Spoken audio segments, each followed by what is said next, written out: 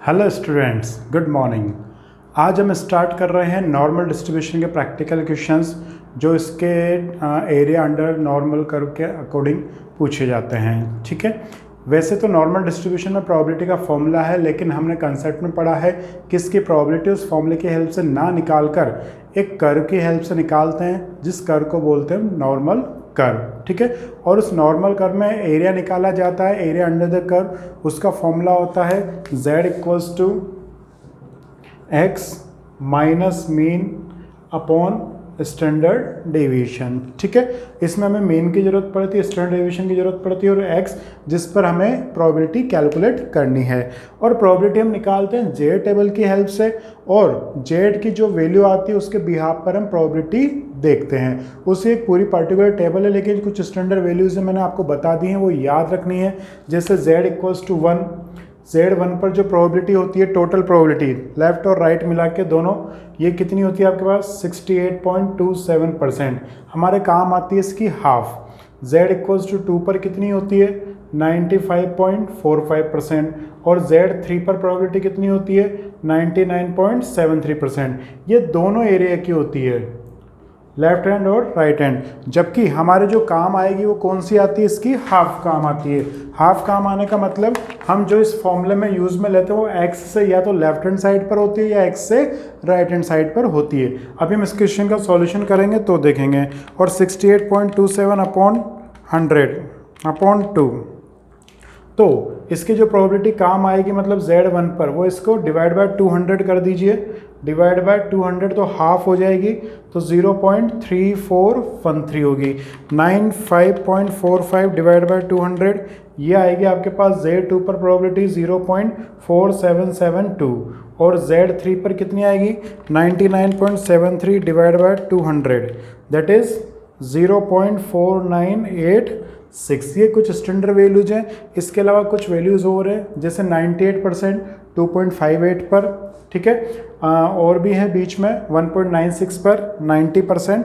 तो वैल्यूज़ मैंने आपको दे दी हैं, वो आपको लर्न रखनी है। वैसे तो एग्जामिनर इनकी वैल्यू देता है, किस तरह से देता है, इस तरीके से, गिवन दैट Z 1.52 इतना इतना इतना। लेकिन हमारे मॉड्यूल में एक फाई का कंसेप्ट हो रहा है। Z की जगह जैसे Z पर्टिकुलर ए की वैल्यू ना देके वो किसकी वैल्यू देता है, फाई ए की।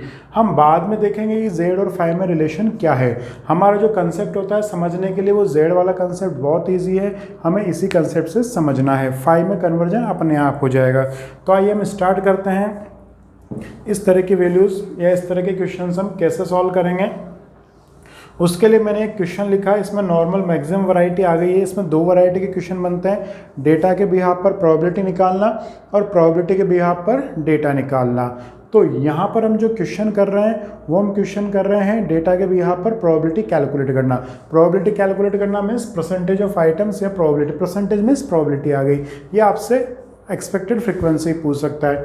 तो x is a continuous random variate which is normally distributed. साफ साफ बोला है कि नॉर्मली डिस्ट्रीब्यूटेड है, विद 485 एज द मीन। इसका मतलब आपको क्या गिवन है, मीन कितना हो गया आपके पास 485 and 23 as the standard deviation. 23 क्या हो गया standard deviation. What percentage of items will be found at 450। तो सबसे पहले हम बात करते हैं किसकी, 8450 की। ध्यान से समझिएगा, ठीक है। हमारे पास एक फॉर्मूला होता है z का, x minus x bar upon sigma. यहाँ पर x बार हो गया, ठीक है। अब अगर z की वैल्यू पॉजिटिव आती है, तो z की वैल्यू पॉजिटिव आती है मतलब हम राइट हैंड साइड की बात कर रहे हैं। z की वैल्यू नेगेटिव आती है मतलब हम लेफ्ट हैंड साइड की बात कर रहे हैं। पॉजिटिव नेगेटिव केवल साइड बताता है। जैसे इस पर्टिकुलर क्वेश्चन में x बार कितना है 485, तो ये कितना हो गया आपके पास x बार। अब x या तो इस साइड पर होगा या इस साइड पर होगा। x किस साइड पर हो सकता है, या तो इस साइड पर या इस साइड पर, ठीक है। अब इस फॉर्मूले में देखो यूज क्या हो रहा है, x माइनस एक्स बार, मतलब x और x बार का डिफरेंस है, या तो ये वाला डिफरेंस या ये वाला डिफरेंस। तो आपको एक बात बहुत ध्यान रखनी है, ये बहुत इंपॉर्टेंट है, very important. It is very important that in this formula we obtain probability oblique area from mean to right hand side and mean to left hand side. मतलब हम मीन से राइट हैंड साइड की value निकालेंगे या left hand side की। मतलब जो भी एरिया आएगा वो मीन से चिपक कर आएगा, मतलब च्युइंगम की तरह या तो इधर जाएगा या इधर वाला आएगा। ऐसा नहीं कि यहाँ से इधर यहाँ से इधर। इस फॉर्मूले में देखो x में से क्या लेस हो रहा है, x बार, तो x बार कॉमन है, सब जगह x तो चेंज होता रहेगा, तो एवरेज क्या होगा, इस फॉर्मूले से जो भी आंसर आएगा वो या तो इधर से इधर का आएगा या इधर से इधर का आएगा। अब मैं जो बोल रहा हूँ वो भी हम क्वेश्चन से क्लियर करेंगे बहुत परफेक्ट तरीके से, ठीक है। तो फॉर्मूला मैंने लिख दिया 8,450। पहले हम इसका डायग्राम समझा दें कि 8,450 का मतलब क्या है।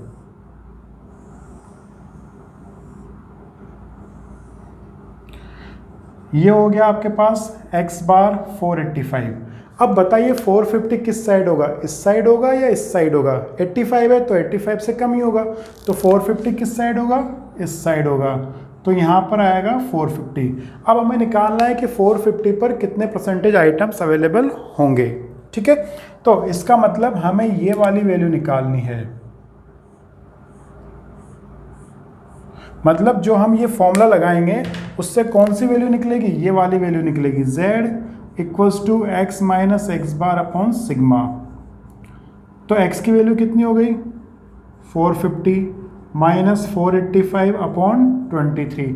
सॉल्व कीजिए इसको, 450 minus 485, 450 minus 485 upon 23, that is minus 1.52। क्या आया, माइनस 1.52। इस क्वेश्चन को मैं पूरा प्रेजेंट करूंगा। देखो माइनस आ गया ना, मैंने बताया था सेंटर से इस साइड पर नेगेटिव आएगा, सेंटर से उस साइड पर पॉजिटिव आएगा। ऑब्वियस सी बात है, हम कम में से ज़्यादा लेस करेंगे तो हमेशा नेगेटिव आएगा। अब Z 1.52 पर हमें प्रोबेबिलिटी की टेबल देखनी है, तो टेबल तो हमें दी हुई नहीं होगी, हमें इस तरह से वैल्यू दी हुई है। तो देखो क्या गिवन है, Z 1.52 पर वैल्यू कितनी है 0.4357। इसका मतलब at Z 1.52 value of probability will be कितनी होगी 0.4357 और 43.57%। मतलब यहाँ से यहाँ तक। अभी जो आंसर आया ये कहाँ से कहाँ तक का आया, यह आया आपके पास यहाँ से यहाँ तक का, ये ध्यान रखना। मीन्स यहाँ से यहाँ तक की प्रोबेबिलिटी कितनी आई है आपके पास 0.4357। वापस सुनिएगा ध्यान से, हमारा ये जो फॉर्मूला होता है 450 और 485 के बीच का, देखो किसका डिफरेंस है ये 450 और 485 का। इसका मतलब इससे जो प्रोबेबिलिटी मिलेगी, जो परसेंटेज एरिया मिलेगा वो 450 से 485 के बीच का ही आएगा। तो इससे जो आंसर आ रहा है वो इसके बिटवीन का आंसर आ रहा है, मतलब यहाँ से यहाँ तक की प्रोबेबिलिटी हमें मिल गई। और ये जो अजीब सी वैल्यूज़ हैं इनकी वैल्यू आपको एग्जाम में मिलेगी। कुछ स्टैंडर्ड वैल्यूज है, जैसे मैंने बताया z इक्वल्स टू 1, 2, 3, ये कुछ वैल्यूज ये नहीं मिले। वैसे ये भी मिलती है, लेकिन हो सकता है एग्जामिनर ना दे तो आपको इनको स्टैंडर्ड वैल्यूज को लर्न करना पड़ सकता है। आप 8-10 बार रिपीट करेंगे तो लर्न इजीली हो जाएगी, ठीक है। तो ये तो हुआ 450 का। अब मैं बना रहा हूँ 500 का। तो 500 के लिए क्या करेंगे, तो इसका आंसर आ गया, मैं इसको यहीं लिख देता हूँ 8z 1.52। प्रोबेबिलिटी कितनी की मैंने, देखो यहाँ पर 0.4357। ये किसका आंसर निकला, प्रोबेबिलिटी का, और इसको परसेंटेज में कन्वर्ट कर दो 43.57%। ये मैंने वहाँ से यहाँ लिख दिया है ताकि आपको समझ में आ जाए कि इसका वैल्यू ये यहाँ से यहाँ तक क्या ही है। अब हम दूसरा पार्ट कर रहे हैं इधर, इसलिए मैं इसको हटा रहा हूँ। चलिए दूसरा पार्ट करते हैं हम, ये वाला एट 500। तो इसके लिए x की वैल्यू कितनी हो जाएगी 500। तो z का फॉर्मूला वही x minus x bar upon sigma. तो 500 माइनस 485 अपॉन सिग्मा। अब देखो आपको हर क्वेश्चन का डायग्राम बनाना आना चाहिए। इस कैलकुलेशन में कोई टाइम नहीं लगेगा। आपको 485 450 पता चल गया, सारा काम कैलकुलेटर का है। 450 माइनस 485 अपॉन 23 1.52 आ गया। अगर इसकी वैल्यू दे रखी है तो डायरेक्ट सब कुछ मिलेगा, कुछ नहीं करना आपको। ये क्वेश्चन दिखने में बहुत डरावने दिखते हैं लेकिन बहुत इजी है। ये कैलकुलेशन आप कैलकुलेटर में इजीली कर सकते हो। ये वैल्यू आपको बनी बनाई मिलेगी, गिवन मिलेगी, तो कोई टेंशन ही नहीं करनी, बस आपको प्रोबेबिलिटी निकालनी है। ये क्वेश्चन फिनिश होने के बाद आपको पता चल जाएगा कि क्वेश्चन बहुत ईजी है अगर आप इनको ध्यान से करोगे तो देखो 500 माइनस 485/23 कितना आ गया 0.65, कितना आ गया 0.65। अब देखो 0.65 की वैल्यू कितने गिवन है 0.2422 एट जेड। अब देखो इसका डायग्राम बना रहा था मैं, भूल गया यहाँ पर। इसका मतलब क्या है, ये तो हो गया 485। अब जो 500 है वो किस साइड पर आएगा, इस साइड पर या उस साइड पर, उस साइड पर आएगा, तो ये आ गया 500। मतलब किस किस का डिफरेंस है 500 और 485 का, किस किस का डिफरेंस है ये 500 और 485 का। इसका मतलब इससे जो प्रोबेबिलिटी आएगी वो 500 से 485 के बिटवीन की ही आएगी। किसकी आएगी 485 से 500 के बिटवीन की। तो at Z 0.65 probability will be, कितनी है प्रोबेबिलिटी 0.2422, 0.2422। तो इसका मतलब इस एरिया की प्रोबेबिलिटी कितनी आ गई 0.2422 और 24.22%। समझ में आया? मैं वापस लास्ट बार बोल रहा हूँ, इस फॉर्मूले से जहाँ तक का डिफरेंस होता है प्रोबेबिलिटी भी वहीं तक की निकलती है। जैसे यहाँ पर 450 और 485 का डिफरेंस था तो प्रोबेबिलिटी भी 485 से 450 की ही निकलेगी। यहाँ 500 485 का डिफरेंस था तो यहाँ पर प्रोबेबिलिटी किसकी निकलेगी 485 और 500 की ही निकलेगी। तो ये ध्यान रखिएगा, ये बेसिक कंसेप्ट है। ओके, आई थिंक ये क्लियर हुआ होगा। इसको पॉज करके नोट कर लीजिए। ओके, अब इसी में मैं एक क्वेश्चन और बढ़ा रहा हूँ, एक क्वेश्चन चेंज कर रहा हूँ। इसी को पहले इसमें करूँगा, दूसरा इसमें करूँगा। अब हमें जो वैल्यू निकालनी है वो किसकी निकालनी है, एक नॉर्मल पॉइंट ले लेते हैं, लेस देन 450, मतलब 450 से कम। अब इस क्वेश्चन को कैसे करेंगे वो देखते हैं। लेस देन 450 में क्या करेंगे, बात किसकी कर रहा है 450 से कम की, तो पहले 450 तक का तो डेटा निकालेंगे ना। तो 450 तक का डेटा कैसे निकालेंगे, वही डायग्राम बनाओ। देखो सबसे इंपॉर्टेंट इस टाइप के क्वेश्चंस में आपको डायग्राम बनाना आना चाहिए, कर्व बनाना आना चाहिए। 485 450 किधर होगा, इधर होगा। ठीक है, आपको वैल्यू किसकी पूछ रहा है, लेस देन 450 मतलब 450 से कम। तो इसका मतलब we have to find this area, हमें ये एरिया निकालना है। लेकिन हमारी तो आदत पुरानी, वही फॉर्मूला लगाना पड़ेगा। फॉर्मूला तो हमारे पास है ही नहीं दूसरा, क्या 450 माइनस 485/23 कितना आएगा -1.52, और -1.52 पर वैल्यू कितनी है, प्रोबेबिलिटी कितनी है 0.4357। लेकिन देखो ये प्रोबेबिलिटी कहाँ से कहाँ तक की है, यहाँ से यहाँ तक की है। ये प्रोबेबिलिटी कहाँ से कहाँ तक की मिलेगी हमें, यहाँ से यहाँ तक की। ओके, ये प्रोबेबिलिटी कहाँ से कहाँ तक की, ब्लू वाली इस ब्लू एरिया तक की है। लेकिन हमें ज़रूरत किसकी है, हमें तो इधर वाली ज़रूरत है ना। तो अब क्या करेंगे, तो हमने पढ़ा था, याद हो तो स्टार्टिंग में, ये सिमेट्रिकल कर्व होता है। यहाँ से यहाँ तक कितना होता है 50% का मतलब प्रोबेबिलिटी 0.5, और यहाँ से यहाँ तक भी कितना 0.5।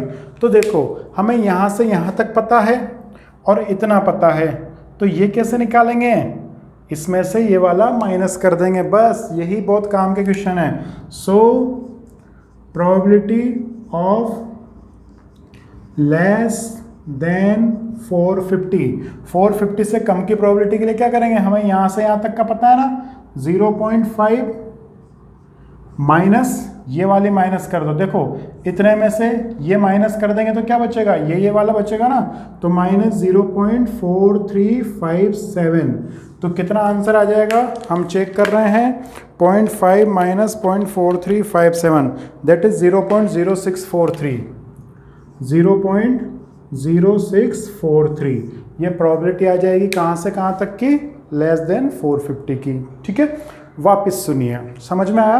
क्या किया, इस फॉर्मूले से आंसर कहाँ से कहाँ तक का आएगा। अब इसको पॉज करके नोट कर लीजिएगा, मैं मिटा रहा हूँ। इस फॉर्मूले से जो आंसर आता है वो कहाँ तक का आता है, यहाँ तक का आता है।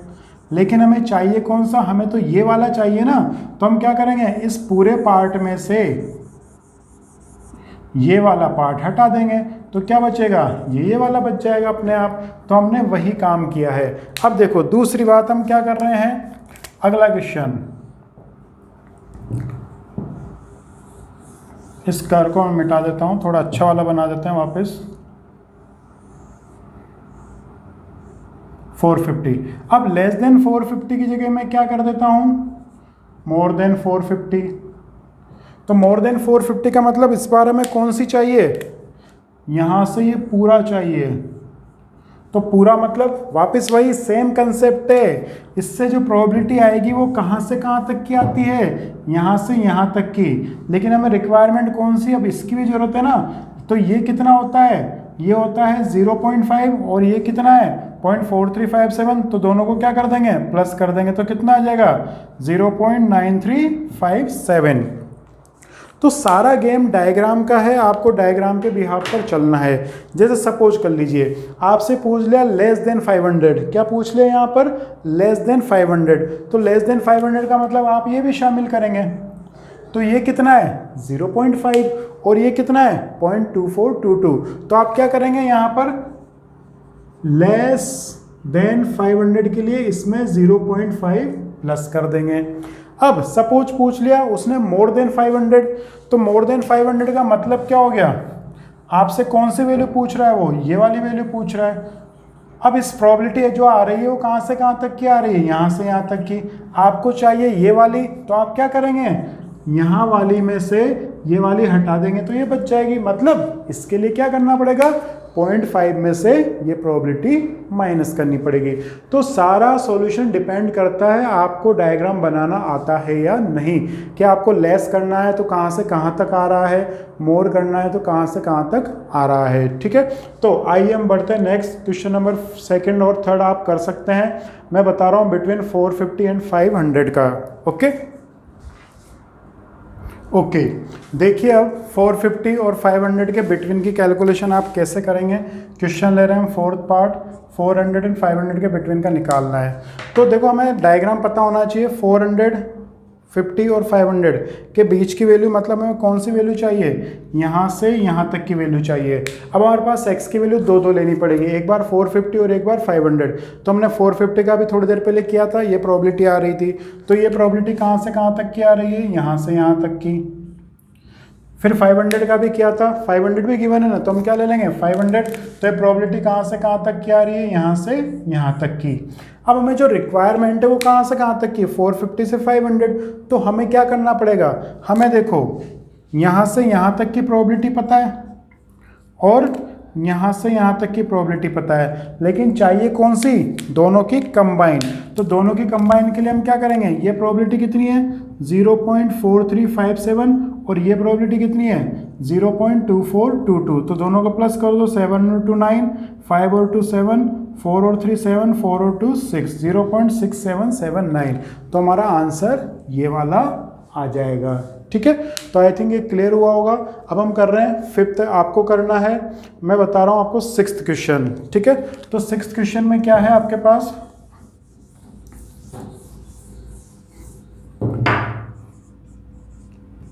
Between 500 and 531। ये भी अच्छा क्वेश्चन है।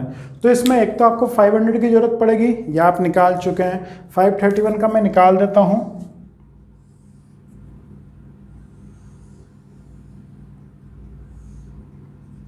ये 485 और ये हो गया 531। तो वही z इक्वल्स टू 531 माइनस 485/23।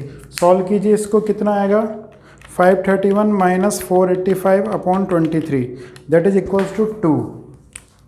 तो z इक्वल्स टू कितना आ गया 2। लेकिन हमें पता है कि स्टैंडर्ड वैल्यू क्या होती है, z की वैल्यू अगर 2 होती है तो Z2 पर टोटल एरिया कितना होता है, याद है 95.45%, वो जो हमने टेबल बनाई थी।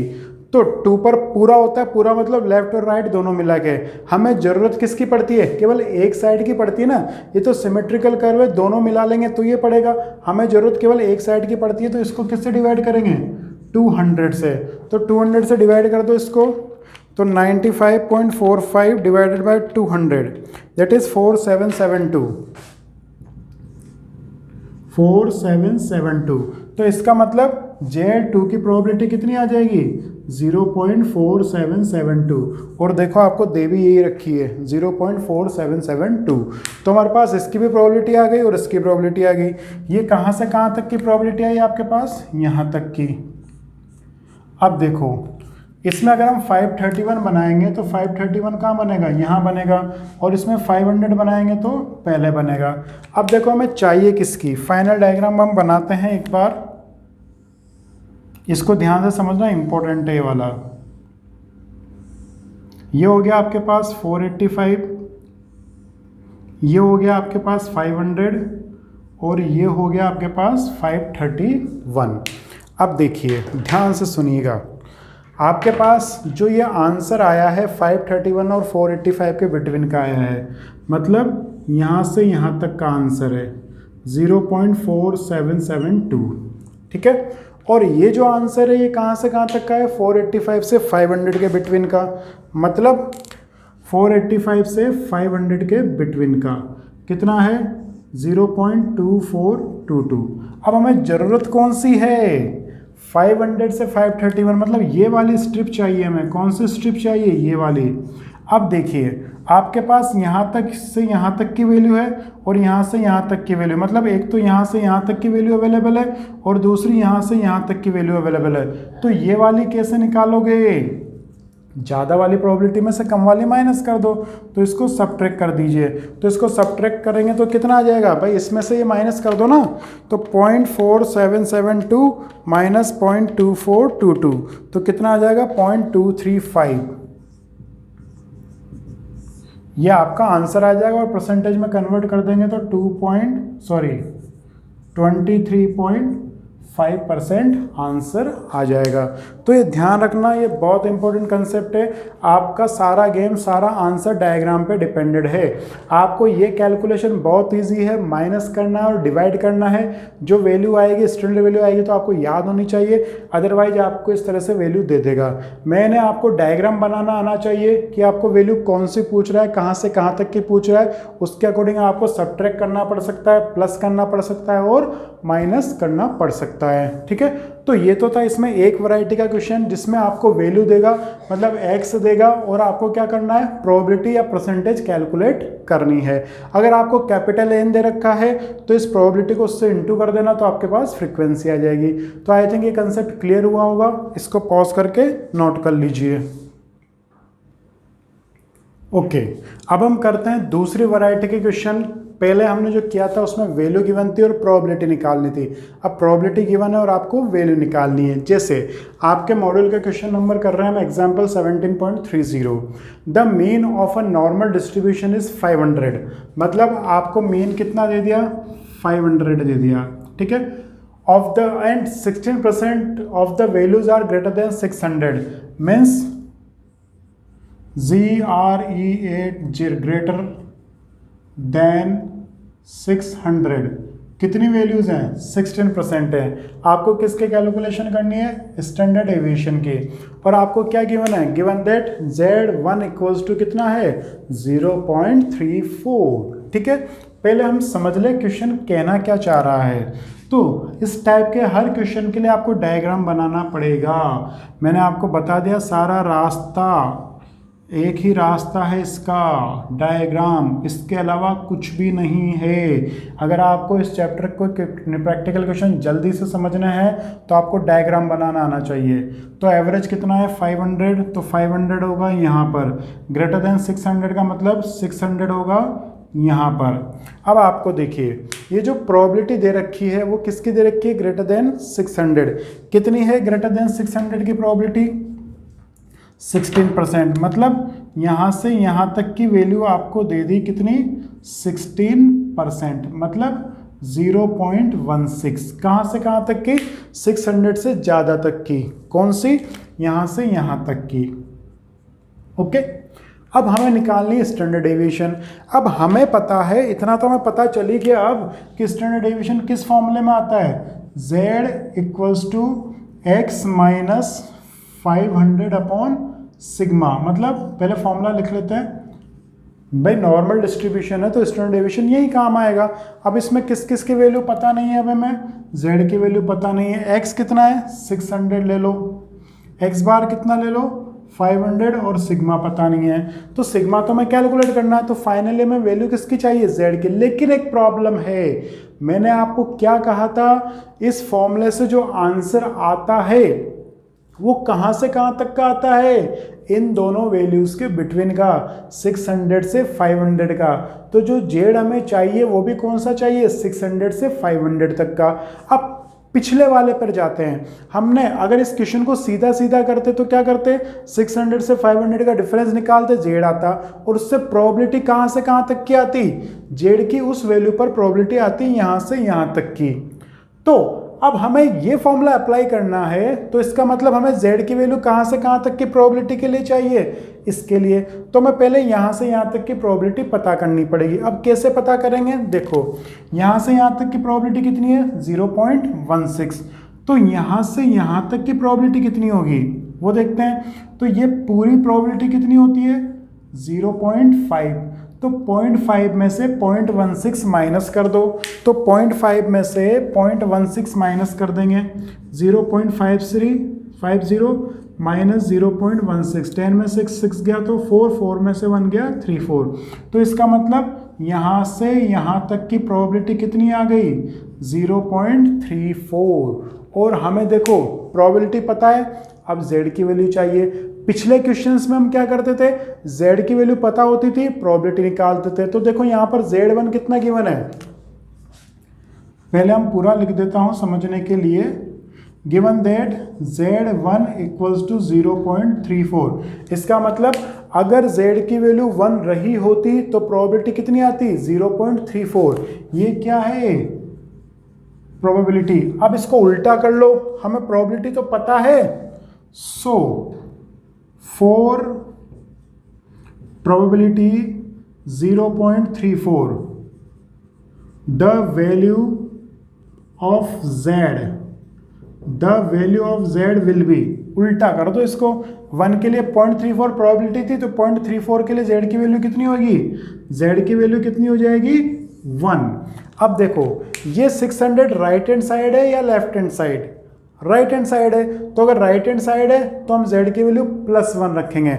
अगर यहाँ 400 होता तो सब भी सेम होता, तो 400 लेफ्ट हैंड साइड होता तो मैं z की वैल्यू फिर -1 रखनी है, ये ध्यान रखना। ओके, तो अभी हम ये वैल्यू यहाँ रख देंगे +1, 600 में से 500 गया 100 अपॉन सिग्मा, तो आपके पास सिग्मा स्टैंडर्ड डेविएशन का आंसर कितना आ जाएगा 100। स्टैंडर्ड डेविएशन का आंसर आपके पास कितना आ जाएगा 100 आंसर आ जाएगा। ठीक है, तो ध्यान रखना आपको जो प्रोबेबिलिटी गिवन है वो कहाँ से कहाँ तक की गिवन है 600 से ज़्यादा। हमें इस फॉर्मूले में जो प्रोबेबिलिटी की जरूरत पड़ती है वो इन दोनों के बिटवीन की जरूरत पड़ती है। तो हम सबसे पहले यहाँ से यहाँ तक की प्रोबेबिलिटी कैलकुलेट करेंगे, यहाँ से यहाँ तक की। तो कैसे कैलकुलेट करेंगे, ये आगे वाली हटा दो, किस में से टोटल में से, तो टोटल में से ये वाले हटा देंगे तो कितनी बचेगी, केवल ये वाला पार्ट बच जाएगा। अब हमें 1 पर इतनी प्रोबेबिलिटी होती है तो इस प्रोबेबिलिटी पर z की वैल्यू कितनी होगी 1। उल्टा भी तो लिख सकते हैं ना, इसको उल्टा लिख दो 0.34 इक्वल टू z1। तो हमने ये लिखा है for probability 0.34 the value of z will be 1। ये ध्यान रखना, अगर राइट हैंड साइड है x तो +1 होगा, लेफ्ट हैंड साइड है तो -1 रखना है, और इसको सॉल्व कर लीजिएगा। आई थिंक आपके क्लियर हुआ होगा। अब आप इसके सारे क्वेश्चंस कर सकते हैं। ठीक है, तो आज की क्लास हम यहीं ओवर कर रहे हैं।